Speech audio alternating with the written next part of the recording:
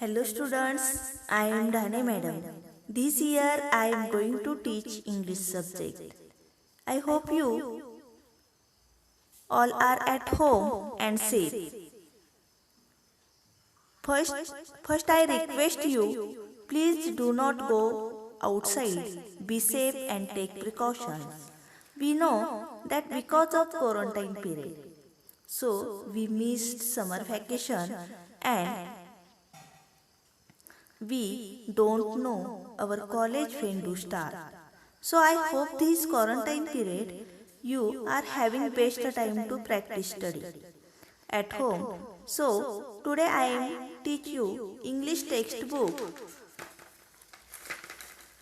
second unit second poem standard 12 Indian Weavers page number 100. Sarojini Naidu. This poem is written by Sarojini Naidu 1879 to 1949 was a political activist, feminist and the first Indian woman who became the president of Indian National Congress. She was an important figure of Indian struggle of independence. Sarojini Naidu's work as a poet earned her the sobriquet of Nightingale of India. Nightingale means a small brown bird that has a beautiful song. Sarojini Naidu was a poet and she has a singer, so she called a Nightingale of India. Later, she became the governor of the United Province in 1974. Sarojini Naidu ह्या एक स्त्रीवादी राजकीय प्रतिभा असलेलं व्यक्तिमत्व होतं. स्वतंत्र भारताच्या पहिल्या महिला राज्यपाल होत्या. Indian weavers is a short poem where the poet talks about 3 type of garment that the weavers weave of 3 particular times of a day. Each stanza of the poem represents the 3 important events of human life. First, birth. Birth means childhood. Second, adulthood means younger generation. And last, death. Death means old age period. The colors mentioned in the stanza are very significant as they indicate the moods related to the events. ही कविता अतिशय महत्त्वाची आहे असं मी म्हणते, कारण यामध्ये अतिशय प्रकर्षाने मानवी जीवनाची सुरुवात, मानवी जीवनाचे रंग ते मानवी जीवनाचा शेवट अशा 3 टप्प्यात ही कविता आपल्यासमोर मांडण्यात आली आहे. ह्या 3 stages of human life, 3 types of growth time, variety of colours हाच ओव्हरऑल पॅटर्न आहे. जीवनातील 3 वेगवेगळे काळ, त्या 3 काळाशी संलग्न केलेले 3 वेगवेगळे कपडे वेवर जो आहे तो क्रिएटर, विश्वाचा निर्माता याला रेफर केलेला आहे. Indian weavers, look in your textbook, first stanza, weavers having at break of day. Why do you weave a garment so gay, blue as the wing of a halcyon wild? Halcyon means kingfisher. Kingfisher, a bird which has a bright colorful blooms. We wave the robes of a newborn child.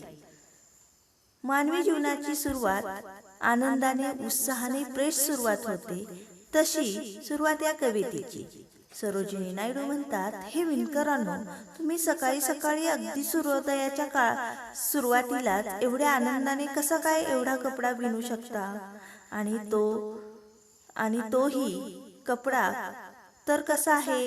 एकदम निळा, तेजस्वी, त्या किंगफिशरच्या पंखासारखा वैभवशाली, glorious आहे. आणि तो एका नवीन जीवनाची चाहूल देणार आहे.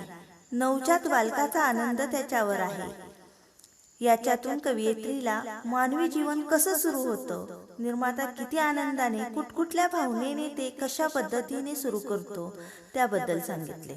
येथे कवयित्री म्हणते, जो वेवर आहे तो न्यूबॉर्न चाइल्डसाठी लागणारा कपडा विणतोय आणि दडलेला अर्थ विश्वर एका नवीन जीवनाची निर्मिती करतोय. आणि तो कशा पद्धतीने करतोय आणि किती फ्रेश आहे, किती आनंदीदायी आहे आणि कशा प्रकारचं वैभव आहे याच्यासाठी किंगफिशर अतिशय सुंदर दिसणारा पक्षाची उपमा देते. Kingfisher a bright kingfisher a bird which has a bright colourful blooms soft feathers. तर ही आहे जीवनाची सुरुवात.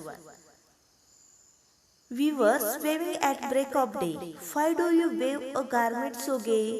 Gay means आनंदाने. हा निर्माता, हा विणकर अगदी सकाळी सकाळी हे विणायला सुरू करतोय आणि मला आश्चर्य वाटतंय तो एवढ्या आनंदाने च्या आनंदाने आणि मला आश्चर्य वाटते तो एवढ्या आनंदाने का बरं विणतोय? कारण नवनिर्मितीचा आनंद, नवीन जीवनाचं स्वागत हे यातून प्रतिबिंबित होते. Second stanza. We were waving at fall of night. We were waving at fall of night. Why do you wave a garment so bright? Like the plumes of a peacock, purple and green. We wave the marriage reveals of a queen. आणि poet आपल्याला थोडंसं पुढं आणतोय आणि तो म्हणतोय We were waving at fall of night. What is the mean by at fall of night? At fall of night means evening, dusk time.